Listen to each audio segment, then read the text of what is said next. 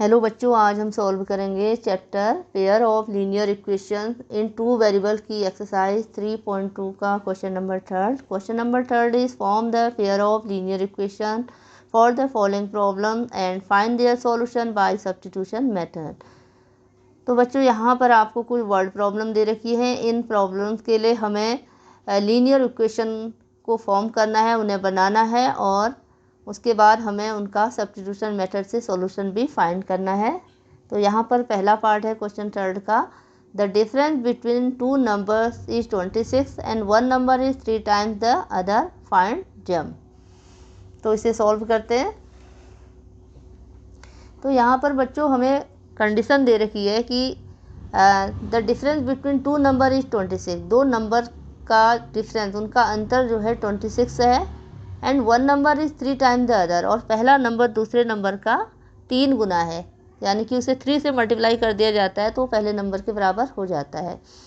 तो यहाँ पर हम मान लेते हैं कि लार्जर नंबर x है, जो बड़ा नंबर है वो x है और अदर नंबर y है। तो पहली कंडीशन के अकॉर्डिंग जो उनका डिफरेंस है वो 26 है। तो यहाँ पर हम लार्जर नंबर से स्मॉलर नंबर को माइनस करेंगे, x माइनस वाई, तो ये कितना आ जाता है 26। ये कंडीशन के अकॉर्डिंग लिख दिया यहाँ पर। दूसरी कंडीशन में है कि one number is 3 times the other, तो जो एक नंबर है वो दूसरे नंबर का 3 गुना है।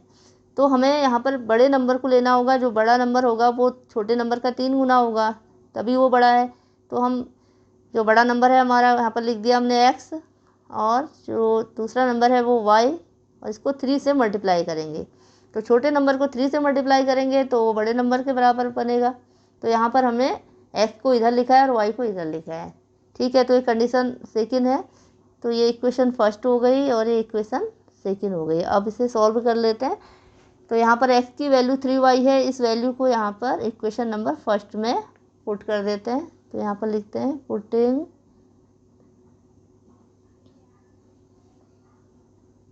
Value of x in equation first. तो इक्वेशन फर्स्ट में वैल्यू लिखेंगे इसकी। तो ये हो जाएगा, यहाँ लिखते हैं इसकी value 3y minus y equal to 26। 3y से y चला जाएगा तो 2y आ गया, ये आ गया 26। तो y हो जाएगा 26 अपॉन 2, 2 1 जा 2, 2 3 जा 6। तो y की वैल्यू यहाँ पर कितनी आ गई, 13 आ गई। तो y की वैल्यू 13 आ गई यहाँ पर। तो एक नंबर हमारा 13 हो गया। तो इस वैल्यू को हम यहाँ रख देंगे इक्वेशन नंबर 2 में। Putting value of y in equation second. तो सेकेंड इक्वेशन में रखते हैं। तो x equal to 3y, 3y की जगह पर लिख देते हैं 13। तो 13 3 जा 39, तो x आ गया यहाँ पर 39। तो दूसरा नंबर आ गया हमारा 39। तो यहाँ पर हमारा आंसर आ गया है y equal to 13 and x equal to 39, ये दो नंबर आ गए हैं। तो बच्चों आप इस अपने आंसर को चेक भी कर सकते हो कि हमारा आंसर सही है या नहीं है। तो यहाँ पर कंडीशन दे रखी थी कि पहली कंडीशन इन दोनों का जो डिफरेंस है वो 26 है। तो इसे चेक कर लेते हैं यहाँ पर। तो 39 में से 13 माइनस करेंगे तो ये आ जाता है 9 से 3 गया 6, 3 से 1 गया 2, तो 26 आ रहा है। तो इसका मीन्स हमारा जो आंसर है वो बिल्कुल सही है। तो क्वेश्चन थर्ड का सेकंड पार्ट करते हैं। क्वेश्चन थर्ड का सेकंड पार्ट है, the larger of to supplementary angle exceed the smaller by 18 degree, find them. तो यहाँ पर दो एंगल सप्लीमेंट्री एंगल हैं और सप्लीमेंट्री एंगल्स में एक एंगल बड़ा है 18 डिग्री दूसरे नंबर से। तो लार्जर नंबर और स्मॉलर नंबर के बीच जो डिफरेंस है वो 18 डिग्री का है, और सप्लीमेंट्री दे रखा है यहाँ पर। तो सप्लीमेंट्री का मीन्स होता है कि दो ऐसे एंगल जिनका सम 180 होता है। तो यहाँ पर हमें दोनों कंडीशन हमें यहाँ पर पता हो गई हैं।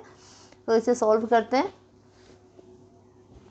तो यहाँ पर मान लिया पहले, let the larger angle x and smaller angle y मान लिया हमने यहाँ पर। तो यहाँ पर ये कह रहा है कि the larger of to supplementary angle exceed the smaller by 18 degree. तो पहली बात तो ये है कि सप्लीमेंट्री की बात कह रहा है, तो सप्लीमेंट्री यानी कि इन दोनों एंगल्स का जो सम है वो कितना है, x + y = 180 है। तो पहली कंडीशन तो हमारी ये बन गई है।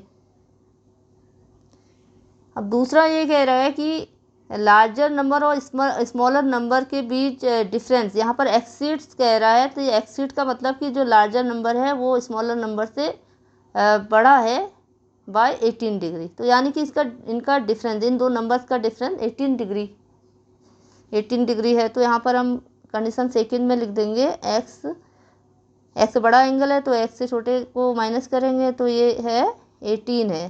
तो ये आ गई हमारी दूसरी इक्वेशन। तो अब इन दोनों को सॉल्व कर लेते हैं। तो पहली इक्वेशन से हमें मिल जाएगी एक्स की वैल्यू x = 180 - y। तो ये वैल्यू आ गई यहाँ पर, इसको थर्ड मान लेते हैं। तो ये वाली वैल्यू को हम रख देंगे यहाँ इक्वेशन नंबर 2 में। तो यहाँ पर लिखते हैं putting value of x in equation 2। तो इक्वेशन 2 में रखा x की वैल्यू को, तो 180 - y = 18। तो ये हो जाएगा 180 - 2y हो जाएगा, ये इक्वल टू 18। 18 को इधर ले आते हैं तो ये आ जाएगा 2y। 180 से 18 को माइनस करेंगे, 10 से 8 जाएगा 2, यहाँ बच जाएगा 7 से 1 जाएगा 6, 1 2y। तो y आ जाएगा यहाँ पर 162/2 आ गया यहाँ पर। तो यहाँ पर 2 8 जा 16, 2 1 जा 2। तो y आ गया 81। तो ये y आ गया 81 आ गया यहाँ पर।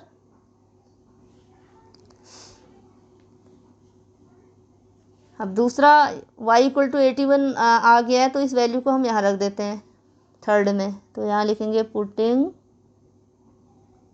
Value of y in equation third. तो ये हो जाएगा x = 180 - 81। तो माइनस कर लेंगे इसको, 10 से 1 जाएगा 9, यहाँ 7 17 17 से 8 जाएगा 17 से 8 जाएगा तो कितना हो जाएगा 99 हो जाएगा, ये 99। तो ये आ गया, ये x की वैल्यू आ गई यहाँ पर। ठीक है, तो x हमने माना था लार्जर एंगल और स्मॉलर एंगल माना था यहाँ पर y। तो इसको डिग्री में भी लिख देते हैं, डिग्री है ये भी, और ये y डिग्री। तो लार्जर एंगल आ गया यहाँ पर 99 डिग्री। तो यहाँ पर लिख देते हैं आंसर इसका, लार्जर एंगल 99 डिग्री का आ गया, और स्मॉलर एंगल 81 डिग्री। तो यहाँ पर बच्चों हम अपने आंसर को भी चेक कर सकते हैं। यहाँ पर ये क्वेश्चन में कहा गया था कि ये दोनों सप्लीमेंट्री है, यानी कि इन दोनों का जो सम है वो 180 है। तो इसको हम जोड़ते हैं तो 9 और 1 10, 9 और 8 17, 17 में 1 जोड़ देंगे तो 180 आ जाता है। तो डैट मीन्स हमारा जो आंसर है बिल्कुल सही है। तो इसके साथ ही क्वेश्चन थर्ड का सेकंड पार्ट का सॉल्यूशन भी कंप्लीट हो जाता है। Okay, thank you.